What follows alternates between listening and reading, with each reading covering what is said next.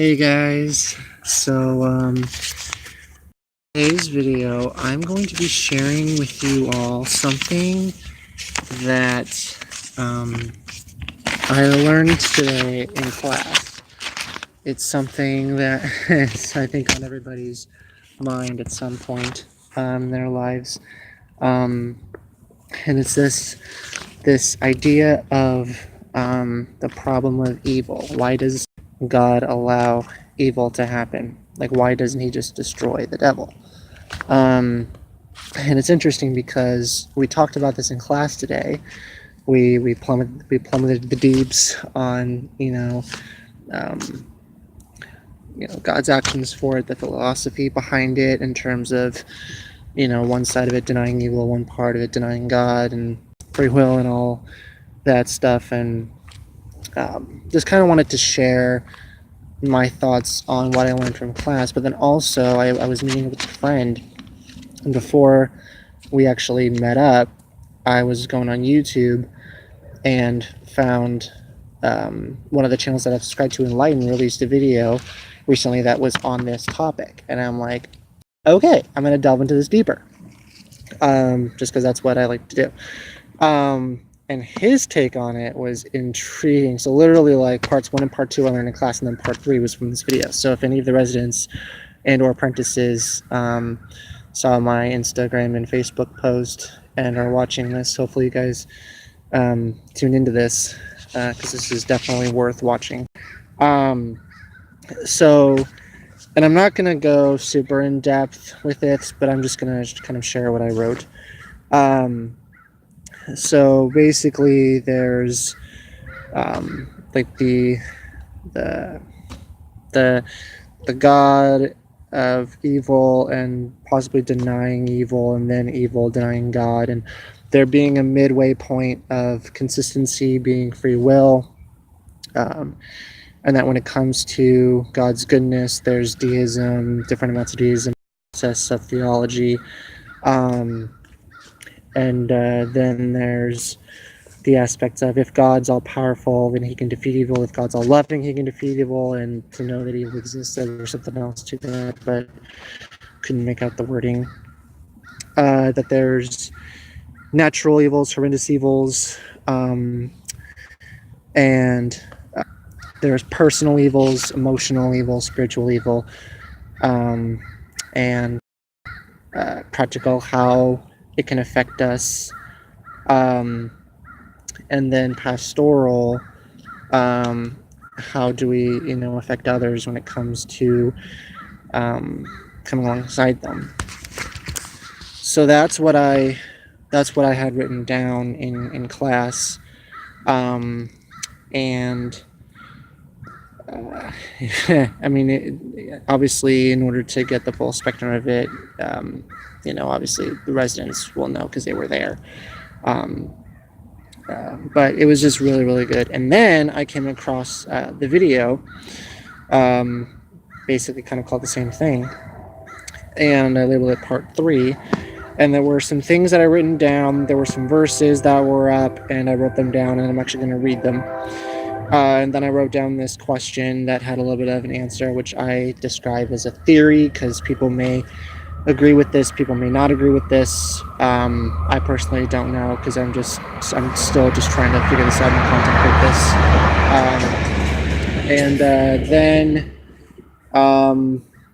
And then if you want to watch the video, they have, how they have an arrow and how they have more descriptions of it. Like, it actually has a full detailed description of some of what he talks about, and it just blows my mind. And then the other thing I didn't write was there was this big long ass quote by a priest that just totally blew my mind. So I'm gonna read with you some scriptures. Sorry if the quality's bad. I'm outside, and thank God it's not raining, but it looks like it is. So that's why I kind of wanted to do it out here, because I love being out in nature, as a way for me to connect with God, and then just kind of share my heart on this. So we need Romans 1, if I can get the page. Okay, so So Romans, whoops, not bad. Okay. So Romans 1:25. And this is the NLT translation, which I love because it's, I feel like, the most honest and raw of all of the translations. It doesn't beat around the bush as far as, like, saying a PG or G version of a word. It actually will be raw and cut, which I love. So Romans 1:25, which says, they traded the truth about God for a lie, so they worshipped and served the things God created instead of the Creator himself, who is worthy of eternal praise. Amen. And then if we go to Hebrews 4:15, we have, where's it? 4:15. This high priest of ours understands our weaknesses, for he faced all the same testings we do, yet he did not sin. And I'll just read on. So let us come boldly to the throne of our gracious God. There we will receive his mercy, and we will find grace to help us when we need it most. And then Isaiah 5:20, which is back.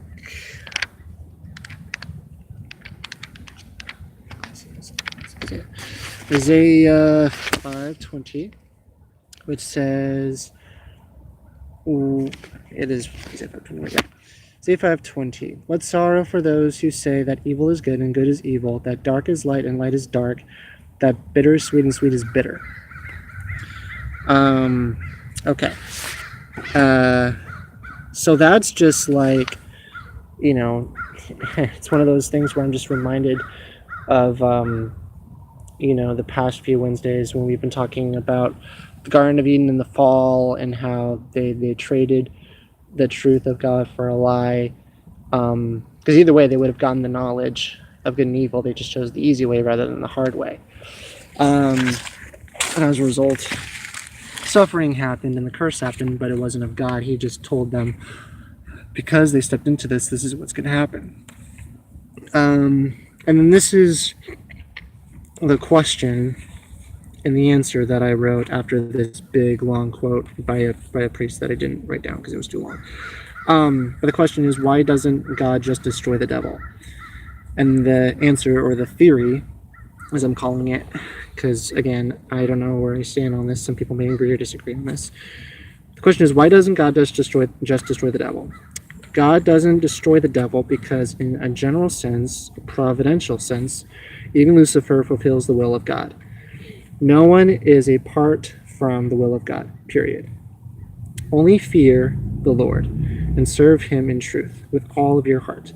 To fear the devil is a sin. Only God is deserving of our fear. One might wonder, if that is true, why then is anyone still condemned? And for me, it's just interesting and it speaks volumes. And I think I may have mentioned something like this in class. I don't know if I fully went there, but I just think in my own life of how I'm a byproduct of divorce and how I have seen signs of possible restoration, and at the nexus of my being, I do believe that God is in the work of it. At the same time, I'm trying to be wary to not give in to the obvious crap that I see in the family. Like sometimes in my mind and sometimes even out loud, I'll just cry out to God, whether it's in a journal or it's out loud, saying, God, I believe that you are a God of restoration, a God of hope, and a God of joy, and a God of freedom. And I believe that you are restoring families all over the world. Why is it then that I can't see any restoration in my family? Like, I believe that you will restore, and I believe you are, and I'm really trying to keep on believing. Help me in my unbelief or my temptation to not believe. Like, help me in that. And And something else that I also pointed at as well, and I actually read a book on this a while back called The Lies We Believe About God. I forget who it's by. It's by a doctor. Um, and it's basically talking about how one of the ways in which we ask this question of why does God allow suffering in the world, and if God doesn't, and if God didn't do this, then why does he allow it? And the book basically tackles the idea that one of the reasons why we ask this question is because sometimes we're tempted and give into the idea that we attribute the works of God with the works of the enemy, that everything that is of evil and suffering and pain is of God, and that everything that isn't is from the enemy. It's like what we see as truths in reality are we take as lies, and those that are really lies we see as truths. And I don't know, it was just one of those things where, like, as I was hearing this and hearing from Richard and from Daniel and from all the different perspectives, not just myself but of everybody else who pitched in their thoughts in the residency, was really good. But then to before meeting up with my friend at Lionheart to watch a video on that same subject, I'm like, okay, we talked about part 1 and part 2. Let's see if there's a part 3. And I think that there is a part 3. I think that this is something that we need to dive deep into. And I mean, it's something to where it's like, I think deep down, the thing to take away from all this is to know that God is not the architect of the pain and the suffering, but there are times where it can be hard to believe it. It can be hard when it can be really easy, and like Wes Scott in the Align channel, as he pointed out in the video, it is easy to believe in God when it comes to everything that happens in your life that's good. It's easy to believe in God when it comes to, seeing all of the beauty and all the pleasures and all of the good things that happen. It's hard to believe when something bad happens, when something really shitty happens, honestly. And I think it's just one of those things where when we find ourselves in that time, in that space of questioning and doubting, to, one, be okay with having those doubts and questions, because we all have them, let's be real. But at the same time, we instead of having the mindset of, God, why is this happening? Regardless of whether we're placing blame on him or we're just asking. Instead, we need to just tell God, just to thank him that he's with us in this, because we know that even though we are suffering, he has suffered worse. And yeah, in fact, actually, when class ended, I actually saw these two authors, one of which is familiar to me and one isn't. Apparently this person, Mama Renee, she wrote, "You don't always need to know the why." And then Corrie ten Boom said, God was still God, or God was still good. I don't know why it's that God. Yeah, good. God was still good when Betsy died. And even though I haven't read any of their material, I can definitely agree in that I think that we always have this natural instinct to have all of the answers, to know the ins and outs of God as far as his goodness and everything in between, everything that he is, everything that he's not, and everything. When the truth of the matter is that, one, nobody really knows everything, and we all don't have 100% correct theology. Some of our theology is going to be screwed up. I mean, like, let's be real. Like, Job had a little bit of some screwed up theology when he said the Lord gives and the Lord takes away. In some sense, that may be true, but like, if you were to compare what he said, the Lord gives, the Lord takes away, versus what he could have said, which is the Lord gives, the devil takes away, and the Lord will make him pay. Because even though the Lord granted Satan to do this to him, he already had his redeeming plan devised before Satan could devise the destruction. And so it's just one of those things where, we're obviously tempted in this, and we will give into this at times, but just to have the mindset of God, I ultimately do believe. Help me in the areas of my unbelief. Help me to carry on, to continue believing. But yeah, so I mean, I just felt led to just share this, because this is something that I think all of us, if not most of us, struggle with, and I myself, time to time, have this in my mind with what's going on in my own personal life, and with what we talked about today and the video I watched. I figured, why not just share my thoughts with people, and if they feel led to share their thoughts and their perspective, whether it's on here or any form of social media, they can. But yeah, so that's my video. Hope you guys enjoyed it.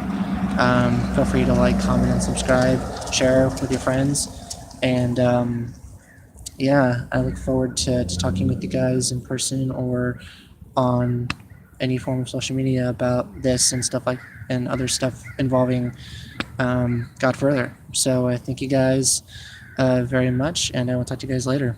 Ram Ram.